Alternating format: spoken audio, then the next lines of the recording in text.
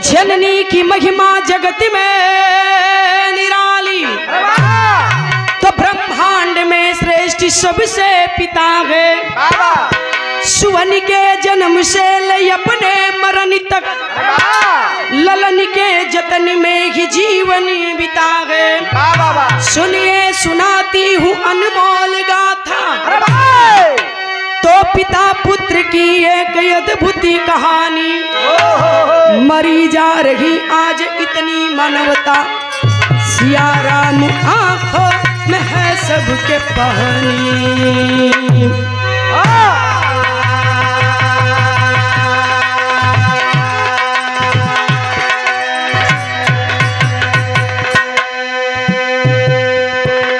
एक बाप, यहाँ जितना लोग बैठल हुआ सीधे हमार बात आप लोगन से दू ठे खाली करब।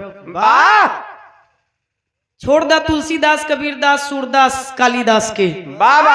1850 या 1880 संबत के देखे गयल रहल, या इतना लोग बैठल हुआ के पढ़ले हुई। मुश्किल है कि मन से 2-4 लोग पढ़ले हो 1680। अशोक भैया के जियत हो उतना दिन ले, पहले कदमी 150 बरिस जिए। खाए का मोटा दाना खा से खर, माई का छाती का दूध पिए, और घोड़े पर फैला फैला हाथ गोड़ तान तान के बुकवा से मिसल जाए। आजकल का डब्बा का दूध पियत हुआ, पाउडर बेबी जॉनसन चलल हो, वही से मल के किनारे का जाता, डॉक्टर का तो काजर मत लगानी आँख खराब हो जाएगी। और 90% लड़का ऑपरेशन से पैदा होता हुआ, नॉर्मल डिलीवरी भी अब मुश्किल हो गई है। ए लिए बताओ थी वो समय का बात छोड़ा, आज का आपके हमारे आंखी के सामने के बात बतावे चले थी। ये कलयुग दूरे ना जा, यही उत्तर प्रदेश के बात बताओ थी। बिरहा में क्लाइन गीत है, कवन गीत है भैया?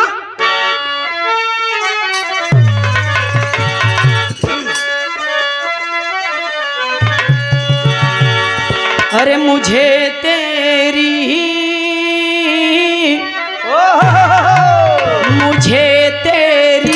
मुहब्बत का सहारा मिल गया होता, मुझे तेरी मुहब्बत तैयारी में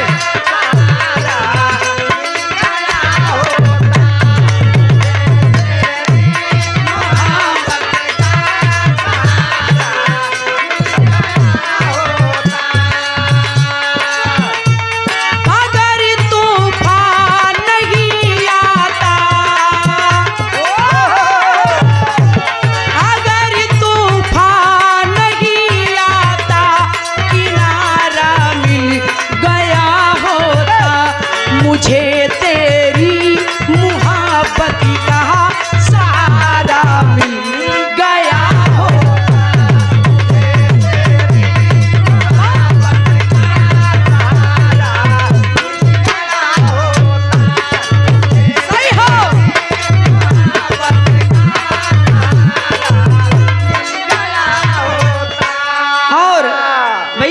खर्चू यादव।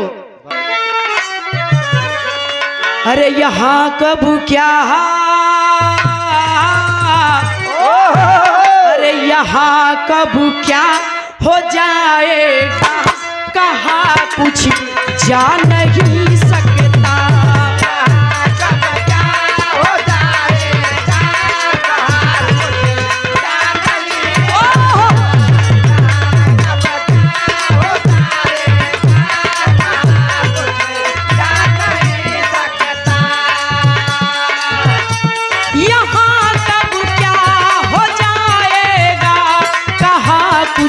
जा नहीं सकता, कहाँ कुछ जा नहीं सकता। खता जो है किया बेटा, खता जो है किया बेटा, भुलाया जा नहीं सकता। खता जो बहादुर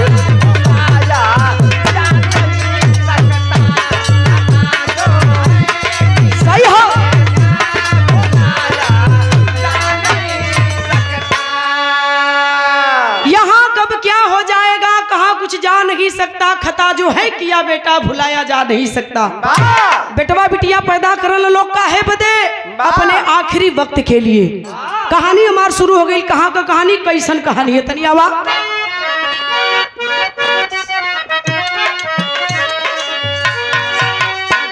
कहानी शुरू हो गई हमारी साथियों,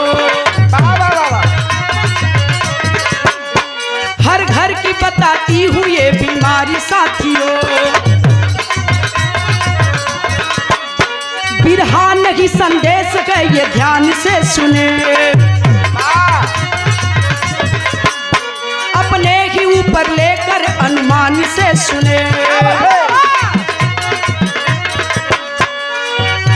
कर्नल थे लखनऊ के सूरज भान निराले, कर्नल थे लखनऊ के सूरज भान निराले।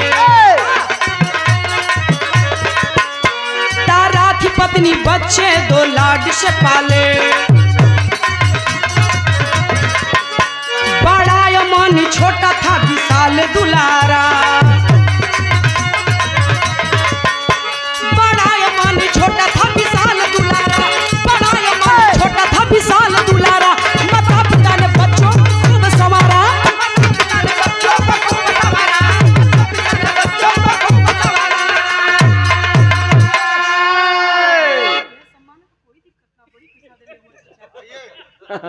एक बिरहा समझ के लोगन मत सुने। 15-20 मिनट कहानी, घर घर की कहानी, हर घर की।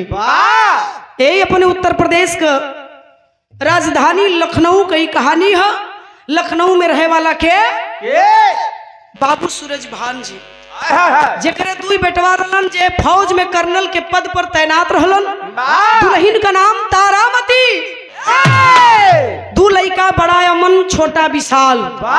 दो बच्चों के पिता बाबू कर्नल सूरज भान जी तारामती के साथे बड़ा सुखमय जीवन व्यतीत करत हुए। यही से कहानी बिरहा का उठल है। बड़ी सुंदर बिरहा में क्लाइन भैया आप लोगन के मन वाली तर्ज लगल। कवन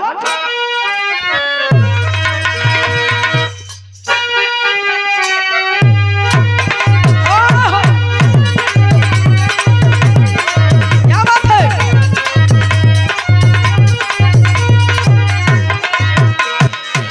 दोनों दुल्हन का दुल्हा लोको पायलट रहलन।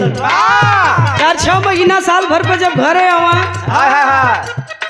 तो लड़िया कहले रहल लोको पायलट।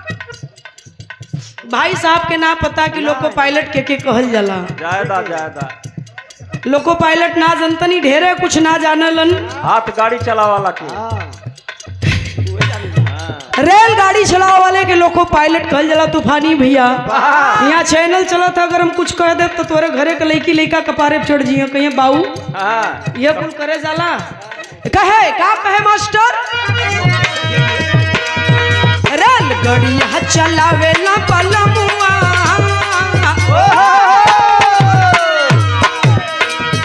रेलगाड़ियां चलावे ना पलमुआ, देखेला लागी लाल झंडी।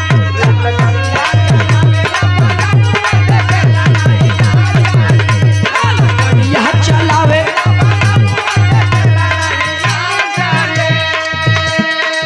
का कही बतिया हो का कही सखिया,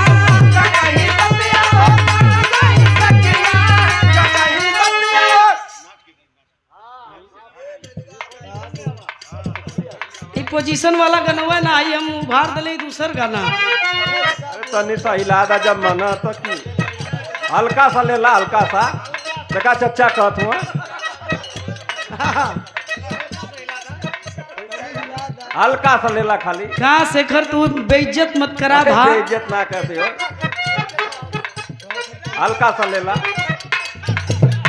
मेन मसाला पहली पारी का खत्म भइले के बाद इला चच्चा दूसरी पारी में हम ना हिलाइला।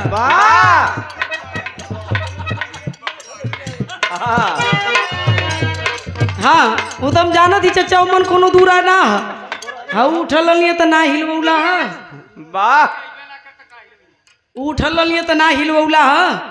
हिलावा लो लेकिन गिराया जहीन कौन चीज का कला शेखर कौन अरे चीज गिराया जिन हो का, अरे का गिरेबू है का गिरावाया लहू कौने चीज के बात करत अरे मैकिया का बात करते हैं यार। मैकिया गिरी तो तो वह बतिया ना वैसे डरा थे ना। कहे का कहला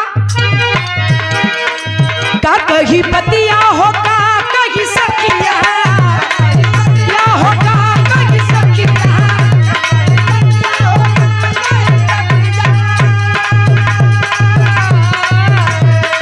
का कही बतिया हो का कही सखिया भूखू दबावे ला बलमुआ भूखू दबावे ला बलमुआ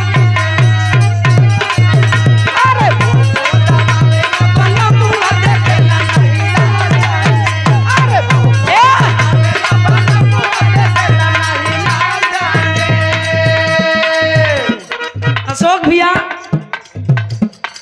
कहली 29 तारीख के बनारस में यह करुणा हमारा और नंदनी का रात भर जम के बिरहा खूब भइल रहल आयाजो जम के वही घबराया लोगन मत स्वर्गीय रामदेव उस्ताद कहे कि लड़ने वाला काबिल हो लड़ने का मजा तब आता है घबराया लोगन मत।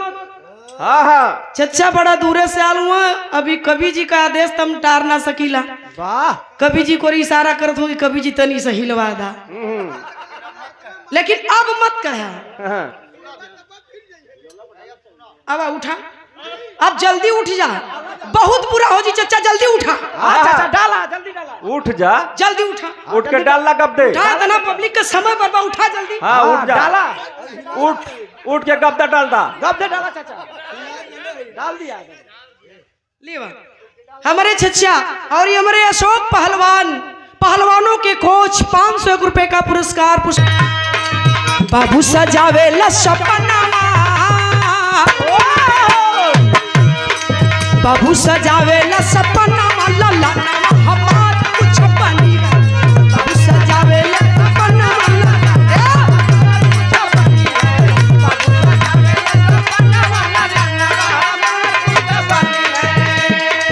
ऐसन ही कमवा हो करी है सुमनवा करी है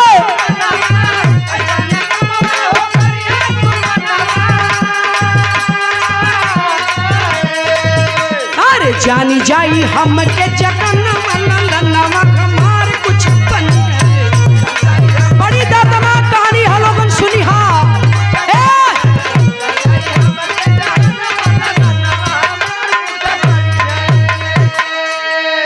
और ये आदड़ी बाबूजी बनवा अगर हम 10 बीघा बनौले ही तो हमार बेटवा 20 बीघा बना दे ये हर बाप सोचता है बेटे को लेकर के अगर हम इंटर कैले या हाई स्कूल कैले तो हमार लड़का इंजीनियर हो जज हो कलेक्टर हो आज कर्नल साहब भी सोचत हुन कि हमार दोनों बेटवा हमसे भी कई हाथ ऊपर आगे जाएं का गलत करत हुन ये मेमोरी जैसा सोचेंगे वही पाएंगे ये लिए डॉक्टर कहलन कि पॉजिटिव सोचिए नेगेटिव सोचना बंद करिए निगेटिव सोचेंगे तो निगेटिव मिलेगा और वही हुआ का भाई मास्टर अंतरा लगी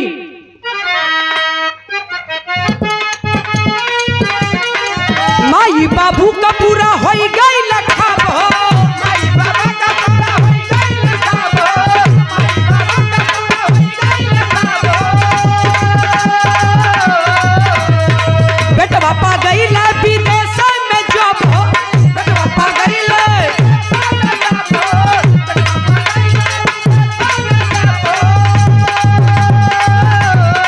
खुशी का कोनो न ठिकाना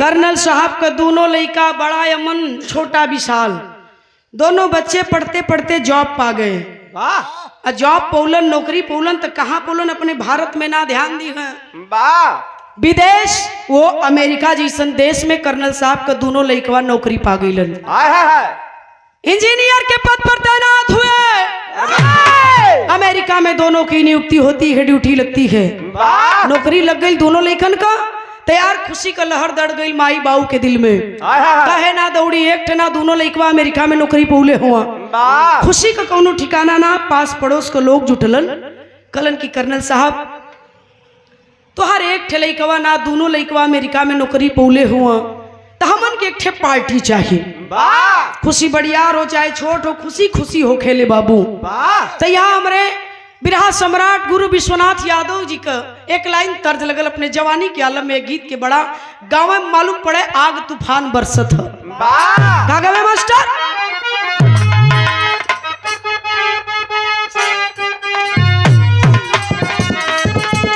यह गावे अरे नरई ताल के चिकन मट्टी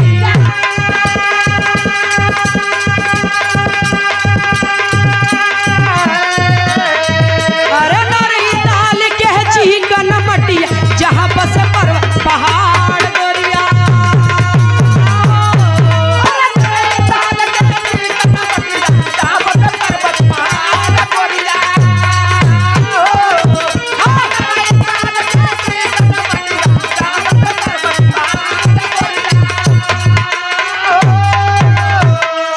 और इस भाव पर ये 500 रुपए का पुरस्कार हमारे मामा महापुर के अंदर आवा था।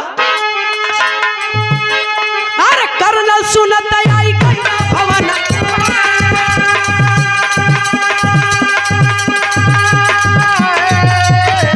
अरे कर्नल सुनत आई गैला भवनवा पार्टी दिए बढ़िया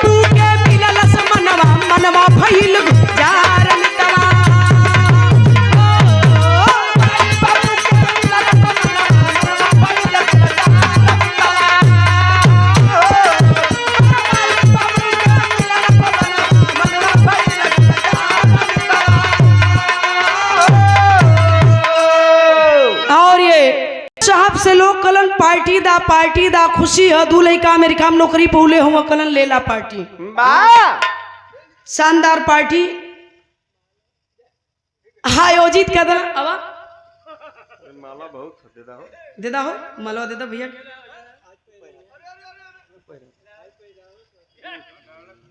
चचा तू है कौन एतराज है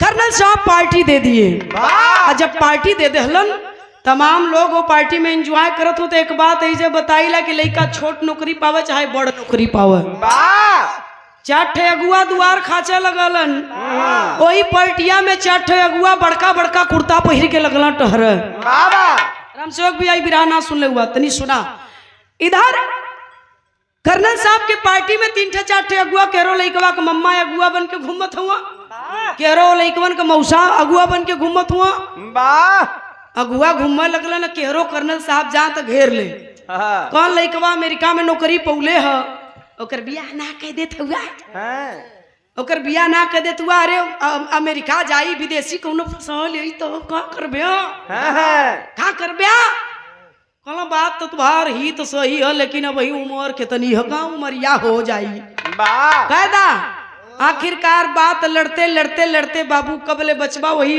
पैठिए में बात फंस गई बातें तो कुल है विजयी भैया बतिया तो कुल है और जहाँ बात ना तो बात का कीमत ना तो फिर वहाँ बात कहल बेकार है बतिया तो कुल है बतिया फंस गई जब बात फसल तो एक लइकवा का ना दोनों लइकवा का संग हमें दिन धरा गयल संग हमें दिन धरायल दोनों लइकवन के संग हमें बियाह भयल और संग हमें 2 ठे पतो कर्नल साहब के घरे में उतरल है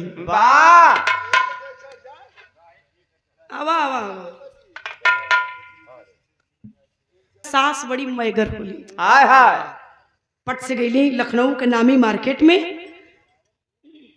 जा करके 1 भरे का 2 भरे का हार ना बनौली एक दू भरे का हार ना बनौली, चर चर भरे के मम्मा दू ठे बनौली हार। अलियाई के दोनों पतोहिन के मुंह दिखाई में चच्चर भरे का हार देते। चाबी का छल्ला यही खुसले रहनी, कर्नल साहब का दुल्हन तारामती निकाल ली और निकाल के अपनी बड़की पतोही के हाथे में दे के कलिन की बछवा, हाई घर देखा, हाई द्वार देखा, हाई संभारा, बड़ी दिन संभर ली, अब हम न संभारो। घर का बड़ गार्जियन हूँ, अब तोरे हवाले चाबी कुंजी कुल कह देती, कहाँ कहाँ कहाँ कहाँ अपने के देखा है कि संभारा दे देहली। 2 महीना दोनों बेटवा पतो घरे बितौले हुआ। अब जाए के अमेरिका छुट्टी खत्म हो गई है। कल अइले दोनों लड़का कर्नल साहब के लगे, कलन की पापा, कलन की हाँ बेटा, कलन की पापा 2 महीना का छुट्टी रहा, अब जाए के। कलन की बिल्कुल जा, लेकिन कैसे कैसे जात हुआ? कलन की पापा हम दोनों भाई जा रहे हैं। कलन की नहीं, दोनों भाई जात हुआ तो हाई लोगन के जवन 2 जने है इन्हें के देखी। कलम मतलब कलन की दोनों जने अपन अपन परिवार ले जा बचवा, लेकिन एक बात याद रहे कलन का, कलन की 2 महीना 4 महीना पे ना अइबा अगर तो साल भर पे कम से कम 1 चक्कर घरे आ जायल करी। हाल हमन के उतने से खुशी मिल जाई, भले 2 या 4 दिन बदे आए लेकिन आया जरूर। वादा करके दोनों बच्चे अमेरिका जाते गए। समय बीते लगल, तर्ज बदल गई भी रहा में।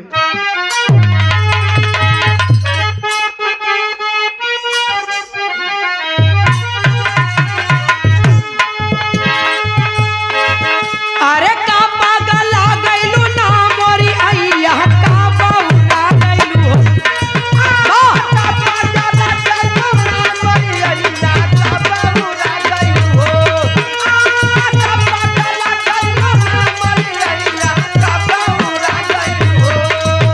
अरे का पागल आ गइलू ना मोरी अइया, का बौरा गइलू हो। हम त खुद रहिला बौरहिया, हम त खुद रहिला बौरहिया, अइया का बौरा गइलू हो। हम त खुद रहिला बौरहिया, अइया का बौरा गइलू हो। हम त खुद रहिला बौरहिया, अइया का बौरा गइलू हो। और ये सदगुरु ढाबा एवं फैमिली रेस्टोरेंट नसीर गिलन कलन। ओहो कैसे का तोरे मेरे साथे बीती दुल्हनिया कहले रहल, का कहले रहल?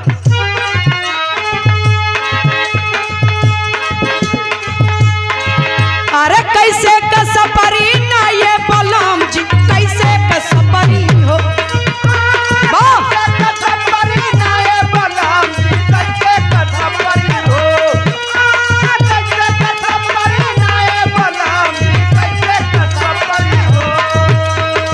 हम त पानी देहाती राजा शहरी, हम त पानी देहाती राजा शहरी, राजा कैसे का सपरी हो।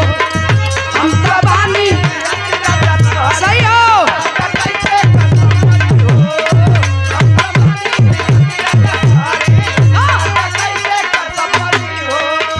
बहुत समझदार हलन दुल्हा जवाब दलन एक लाइन, का जवाब दले हुवन?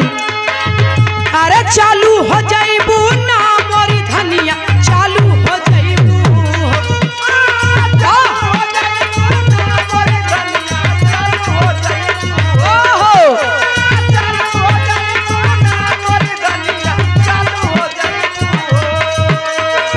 जैसे रबड़ी के कह डाला लालू, जैसे रबड़ी के कह डाला लालू, वैसे चालू हो जाइबू।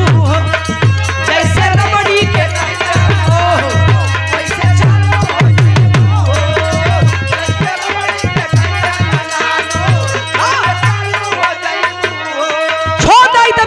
तर्जमा, लेकिन बिरहा में कवि जी लिखते हैं होता क्या के मास्टर? अरे बीते समैया ना मोर भैया, बीते समैया हो।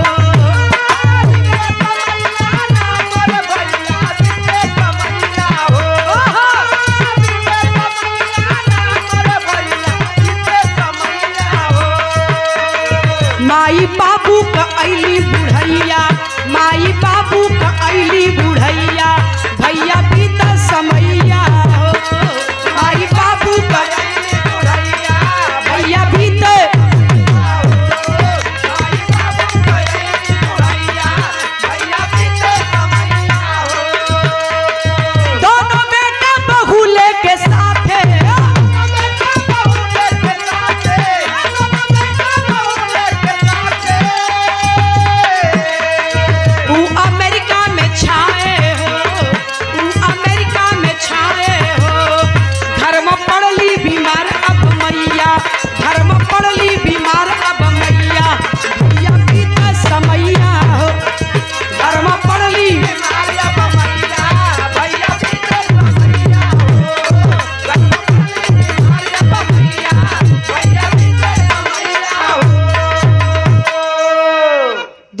लइकन के पतोहिन के अमेरिका गईले। धीरे धीरे 8-10 साल का वक्त बीत गयल। लेकिन ये 8-10 साल के समय में एकहू बार दोनों लइका घरे अइलन ना अमेरिका से। और वो 8-10 साल के दौरान दोनों लइकन के भगवान दूधू औलाद भी दे दहला। यार तारामती अपनी पोता का मुंह देखे बदे तरसे लगली, अहका लगली।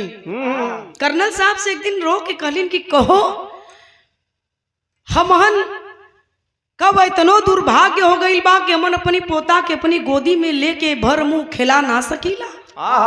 वो दिन आ गयल है कि अपनी पोता के देखे बदे हमन के आंख तरसत बा, गोद तरसत बा। गई ना कुल जब से एको बार अइलन ना। धीरे धीरे 8-10 साल का दिन बीत गल। फोन कैलन कर्नल साहब, कहलन कि अरे बेटा धीरे धीरे 8-10 साल का वक्त बीते जात। आखिर हम कहले रही कि साल 1.5 साल पे 2-4-10 दिन बदे आए, लेकिन आया जरूर तो लोगन के समय ना मिलत है। लइकवा कहे कि पापा बहुत व्यस्त हिला, टाइम एकदम ना मिलत है, पापा बहुत व्यस्त हूँ, इतना काम है कि खाने का भी वक्त नहीं मिलता। खलन की बेटा वो तो ठीक है, लेकिन ऐसनो नौकरी कौने काम के जौने में टाइम ना मिले। कुछ तो वक्त मिलता होगा, कुछ तो छुट्टी मिलती होगी। कल पापा का कहल चाहत हुआ, कलन की आजा घरे, एक बार आजा बेटा। है तुआर माई तरसत बा अपनी पोतन के गोदी में लेवो बदे, देखे बदे, खिलावो बदे, चूमे बदे, दुलारे बदे। एक बार आजा बेटा। कलन की ठीक है पापा, कोशिश करता हूँ और कोशिश कर रहा हूँ कि जल्दी ही घर आ जाऊं और 1-8 महीने के लिए आऊंगा। यह आश्वासन दे करके दोनों बेटवा फोन तर रख दहलन। ए बाबू फिर समय बीतल, लगभग धीरे धीरे 6-7 महीना का फिर दिन बीतल, लेकिन दोनों बेटवा टस से मस ना भइलन। यार तारामती बीमार हो गईली, और वह बीमार भइली तो हल्का फुल्का ना सीरियस हो गईली, यहाँ तक कि हॉस्पिटल में भर्ती हो गईली। मालूम पड़ल कि अब पराना न बची मर जाई। हाँ अपने पति कर्नल साहब से कहले है वही हॉस्पिटल के बेड पर। का कहले मास्टर,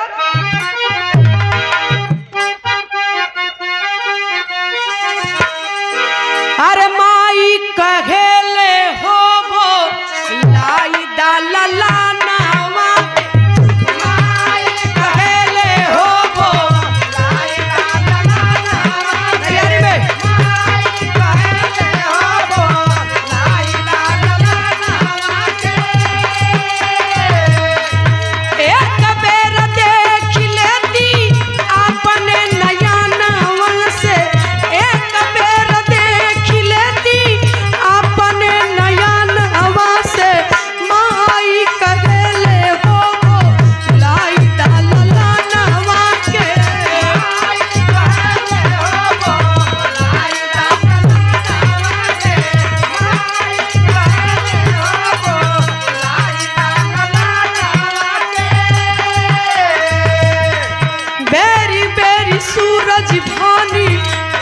लगल फोन हो।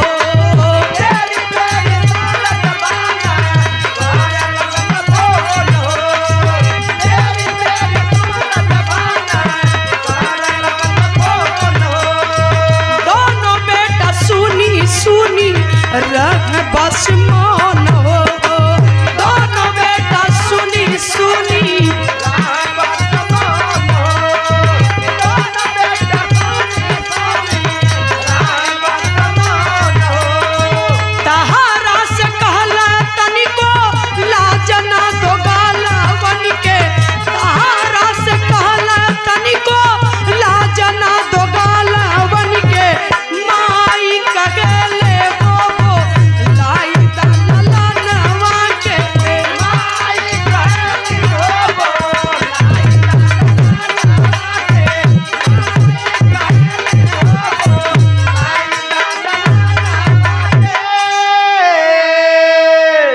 हॉस्पिटल में भर्ती गई।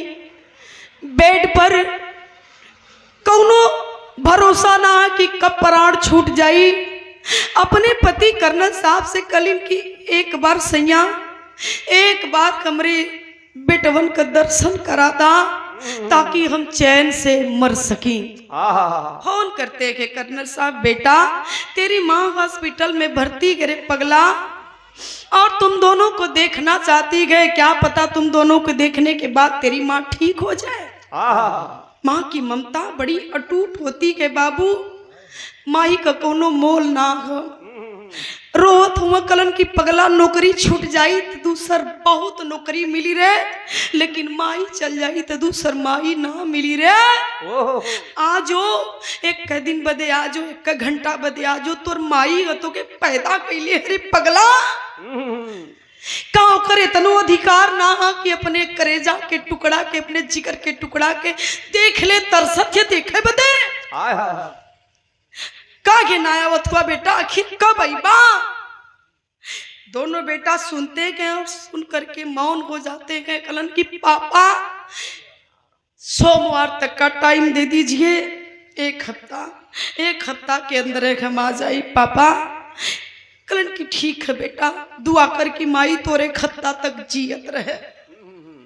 बेटे की उम्मीद लगाए माँ, एक हफ्ता नहीं आए बिरहा सुने वाले बाबू, अपने बेटे को देखने की उम्मीद में माँ 2 हफ्ते तक जिंदा रहती है। 15 दिन के बाद भी कोई बेटा जब नहीं आया तो 16वें दिन कर्नल साहब का दुल्हन तारामती दुनिया छोड़ दी, मर गईलीन। और जब मर गईलीन तो मरत अपने पति कर्नल साहब से एक बात कह के मर ललिन। उहा बतिया कहे बदे कर्नल साहब विदेश में अपनी बेटवन के फोन मिला दहलन। कहा कहले रलिन मास्टर तनी आवा।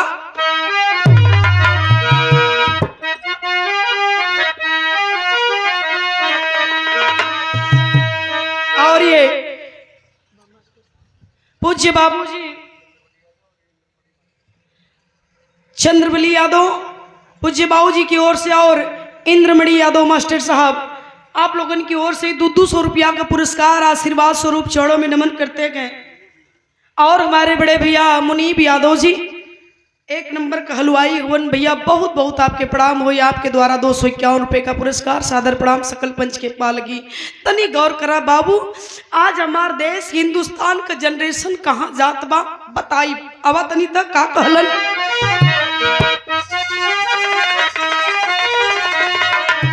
अरे मर गई माई आके कहला दरसनवा बेटा, मर गई माई आके दरसनवा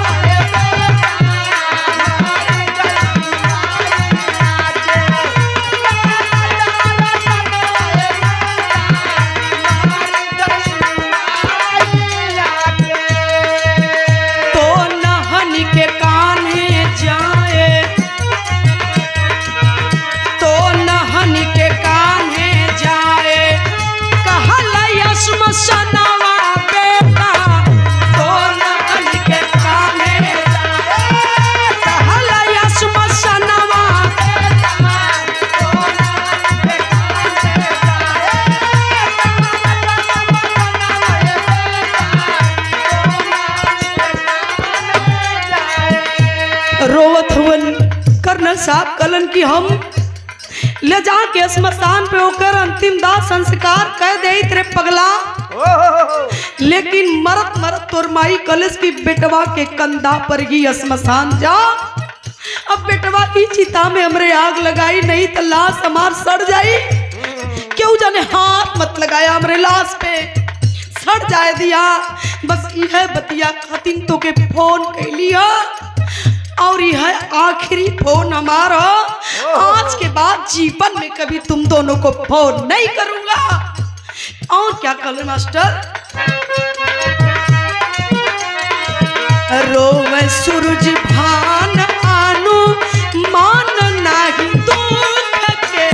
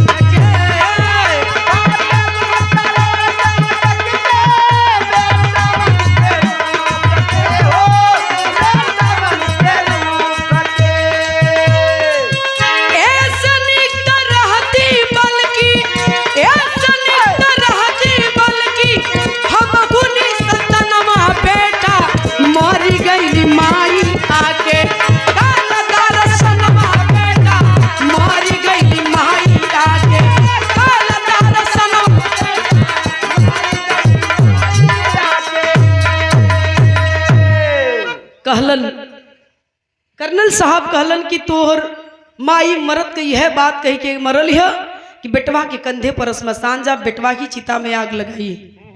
अगर टाइम तोहन के पास होखे ताकि अपने माई के आखिरी इच्छा पूरा कर दे, फिर जीवन में यह कसम खाती तोहन के कबो फोन न करो। यही कह करके फोन रखते गए। बिरहा में टेरी कवि जी लिखत हुन भयल का, अरे रटनवा माई लाल के करत, हे भैया रटनवा माई लाल के करत, बेटवा के वियोग में तजदी हल पराना। रटनवा माई लाल के करत, बेटा बेटा बेटा रटते रटते माँ दुनिया छोड़ देती है, लेकिन उन बेटों के पास वक्त नहीं मिला कि माँ का आकर के कम से कम माई जिंदा होकर इच्छा पूरा कर दे। मरने के बाद आयल है अमेरिका से, लेकिन कौन बेटवा आयल, किस हालात में आया के, ये बात पर गौर करिए। का लिखल गई पहपट में भाव,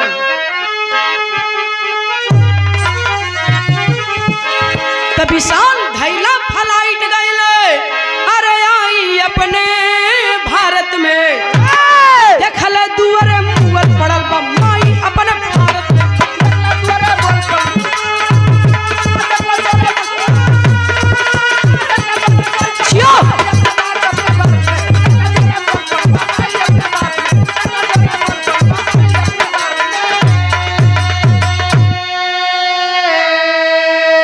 तब बाबू सूरज भान जी कहला, बेटवा मनवा कहवा हो, तब विशाल कहला ऊना अइला, काम बहुत बा ऊ हवा हो, बहू भी बीजी नहीं आई पाई अपने भारत में। सुन के सूरज भान जी गईला, चकराई अपने भारत में।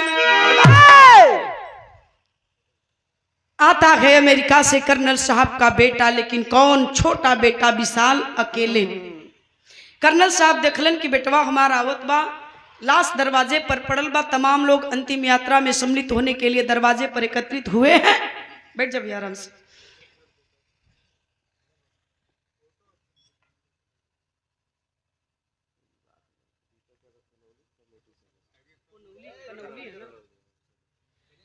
कमेटी के सदस्य हैं दीपक यादव जी, कमेटी के सदस्य हैं। कनौली के धरती से, ऐतिहासिक धरती से ये 201 रुपए का पुरस्कार, पुष्पहार और ये सुंदर दुपट्टा देकर के भाई ने सम्मान किया। बहुत बहुत भाई के धन्यवाद, नमस्ते प्रणाम। मालिक आगे लेके जाए, हमार शुभकामना बा। ए बाबू, गौर करे वाली बात यह, दरवाजे पर माई के लाश पड़ल, अमेरिका से आयल है कर्नल साहब का बेटवा छोटका अकेले विशाल। ऐ बिरहा सुने वाले बाबूजी, जवन बात बतावे चलत हिला दिल थाम के बैठ जाया। यह जितना लोग बैठल हुआ करे जाना बेद दे, तब बताया कि का कहली है नीतूराज। दरवाजे पर मां की लाश पड़ी है और अमेरिका से आता है कर्नल साहब का छोटा बेटा विशाल। कर्नल साहब देख रहे हैं कि मेरा बेटा आ रहा है, और देखते ही देखते मां के लाश के पास आकर खड़ा हो गया, लेकिन अकेले आया के। कर्नल साहब पूछ रहे हैं कि बेटा अकेले आए को वहां सब ठीक तो है ना? देखा ये बाप का दिल है, ये बाप का दिल है। कलन की बेटा अकेले आए हो, वहां सब ठीक है ना? कलश की हाँ पापा वहां सब ठीक है। कलन तब तुम अकेले क्यों आए हो? अमन क्यों नहीं आया? उसका परिवार, तुम्हारा बीवी बच्चा कोई नहीं? कलन की पापा भैया बहुत बिजी है, टाइम ना है, हम आया लीला सारा काम निपटा के जाब। कलन की करे पगला, माई मरल है, ऐसे बड़ा काम अब का हो सकला? जीवन में रुपया पैसा सब कुछ ना होला, पैसा बहुत कुछ है लेकिन सब कुछ ना है। बोल बेटा, आवे लगले तो कुछ कहले हुई, कुछ तो बोलले हुई। दिल थाम लिया बाबू, जोन बतावे जाथिला डांटे लगलन। कनक कर्नल के पद पर रह के देश का सेवा कैली, खपो देश से केहू से कौनो गद्दारी ना कैली। बहुत कुछ मैंने सागा गया और साथे साथे ये करेजा पत्थर का हो चुका है। बोल का कहलस ना लायक ना आयल तो डांटे लगलन, जब दबेरे लगलन तब डेरात डेरात लइकवा बतौलस कि पापा जब आवे लगली तब भैया एक ठे बात कहलन वह त जानल चाहत हिला का कहले कहलन कि पापा जब आवे लगली तब भैया कहलन कि माँ मरी है तुम चले जाओ, जब पिताजी मरेंगे तो मैं चला जाऊंगा। कर्नल साहब के पैर तले से जमीन खसक गई। कहलन कि अरे माई मरलिया त ऐसे कहता कि बाऊ मरियन तो हम जा माई मर। कहलन कि हाँ पापा भैया यह कहीं के भेजलन हम आया ली, हम सारा काम निपटा के जा, तू चिंता मत करा। कर्नल साहब अपनी दुल्हन के लाश के लगे गईलन, लाश के उठौलन और उठा के इतने सीना से लगा करके चेहरा निहारत हुवन। अब फपक के रोए लगलन। पूरा समाज आखिरी यात्रा में सम्मिलित हुए बदे दरवाजे पर जुटल खचाखच भीड़ भरल। वो भीड़ में रो करके कर्नल साहब अपने मरल पत्नी के वो लसिया से कहत हुवन का कहलन बाबू तनी आल्हा लगवा।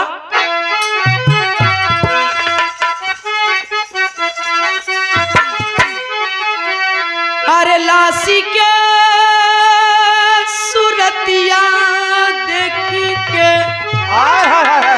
अरे लासी के सूरतिया देखी के कह लगल बतिया पंचो।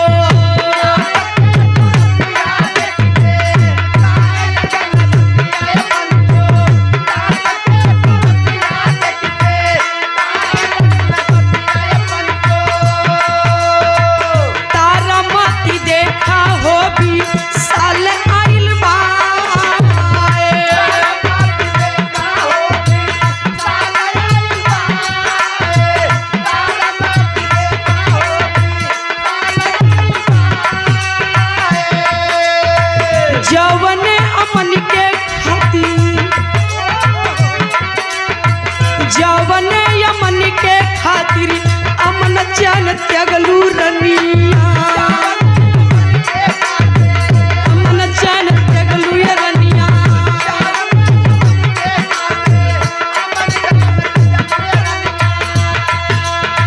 नौकरी लगल त तू गईलू हो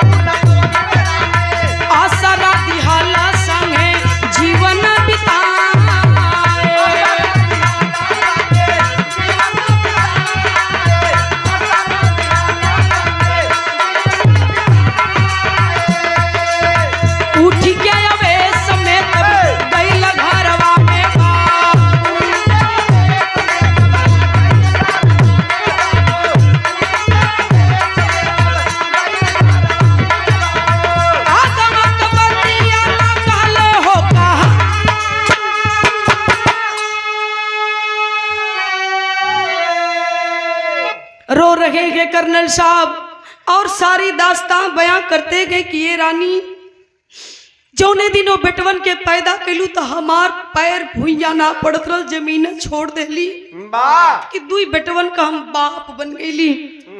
और ये बेटवन का जब पढ़ा लिखा के बड़ा कैली जा नौकरी लगल तही छतिया फूल के छाता हो गई।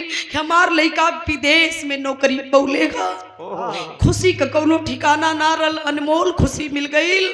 ओगी लइकन का जब बियाह कैली दूठे पतो अली तो चच्चर भरे का सोने का हार मुँह दिखाई में दे देहलू।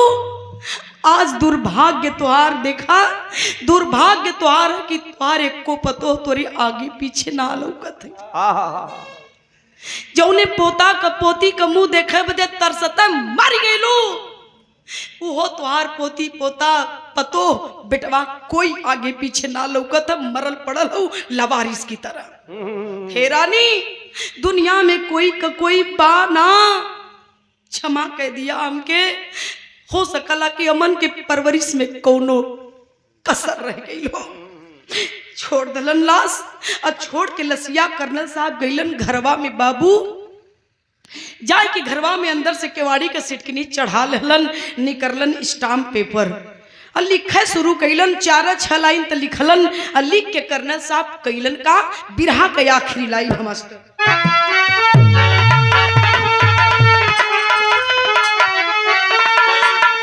लिख क्या ले सूरज भान सिंह बंद कई के कोठरी, बने कान पट्टी पर गोलियां चलो लव।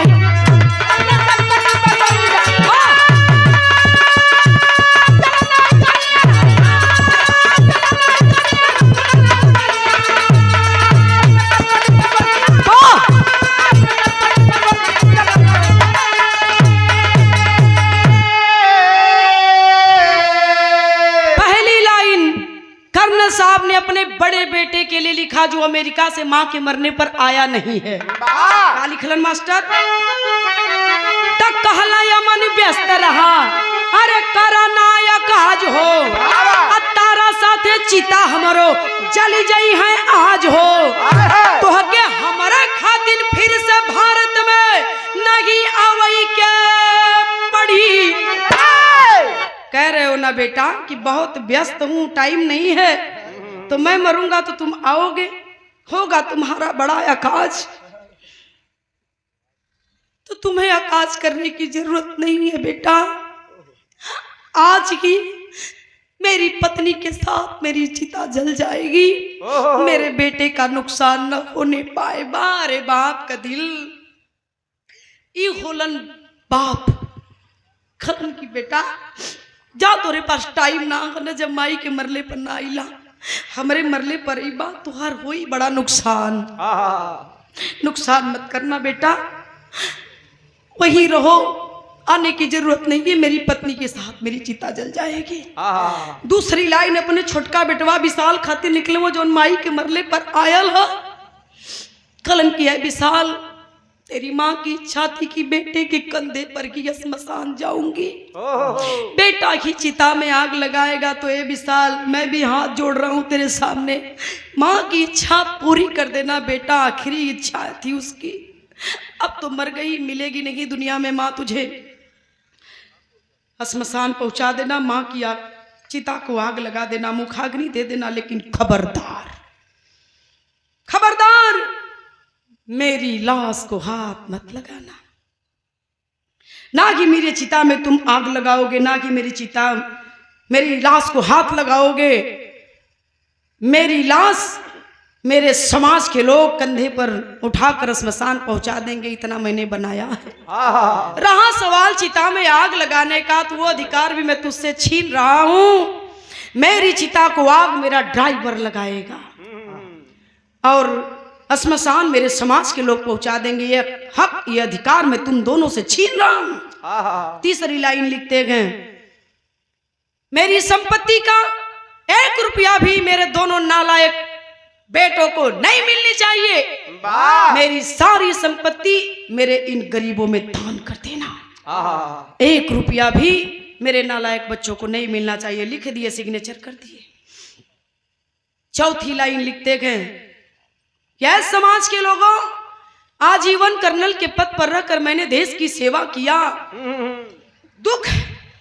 दुख इस बात का है कि मैं दुनिया से जा रहा हूं, लेकिन जाते जाते अपने समाज में 2 नालायक औलाद छोड़ के जा रहा हूं। इसके लिए आप लोग मुझे क्षमा कर देना। माफी मांग रहा हूं मैं अपने समाज के लोगों से। उसी में कर्नल साहब चौथी लाइन 5वीं लाइन लिखते हैं,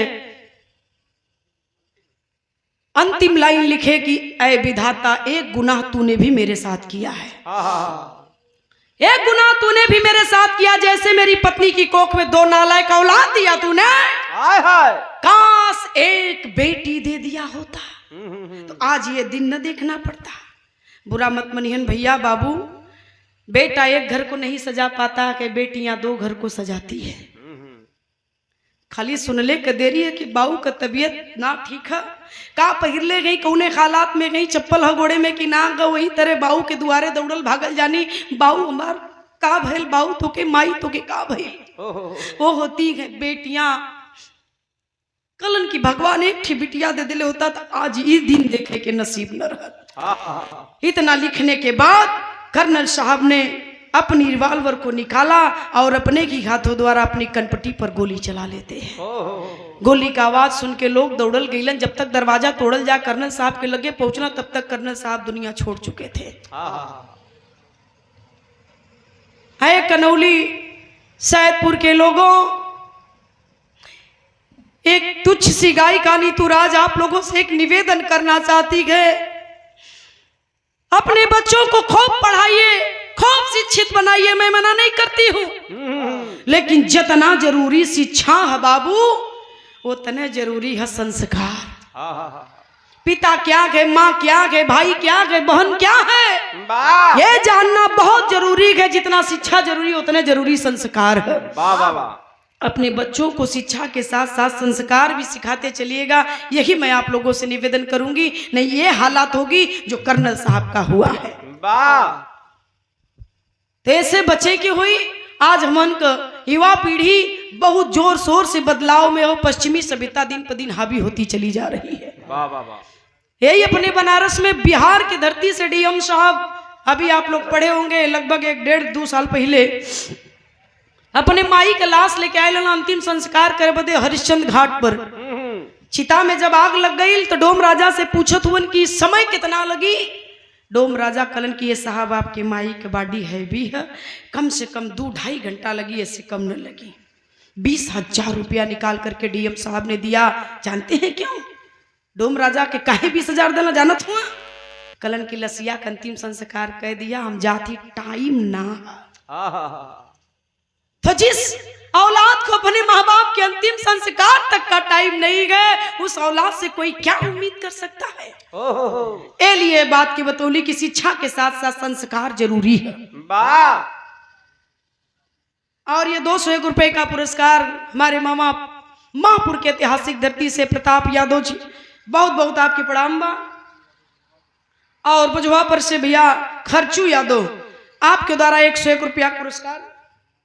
और हमारे चाचा श्रीमान श्रीनाथ यादव जी बिरहा खातिन एकदम मालूम पड़े, जे भी जहां भी सम्मान है चाचा बहुत कलाकारन का सम्मान करलन, बहुत आशीर्वाद आप लोगन का कलाकारन के प्रतिभा, चाहे नंदनी हो चाहे नीतू राज हो, धरती का कोई कलाकार हो, चचा का बहुत आशीर्वाद मिलेला सबके। चचा के बहुत बहुत प्रणाम बा। डॉक्टर राम जी गुप्ता सिकंदरा के ऐतिहासिक धरती से 201 रुपया का पुरस्कार, बहुत बहुत आप डॉक्टर साहब के प्रणाम बा। सब लोगन के प्रणाम। कहानी को यही समाप्त करते हैं कि बाबू खानदान का परिचय। गुरु बिहारी गुरु रमन ऐसे थे इसी वतन में, अरे श्यामा सीताराम भरत जी विश्वनाथ के मन में, रटनवा माई लाल के करत, रटनवा माई लाल के करत, नीतू सिया राम का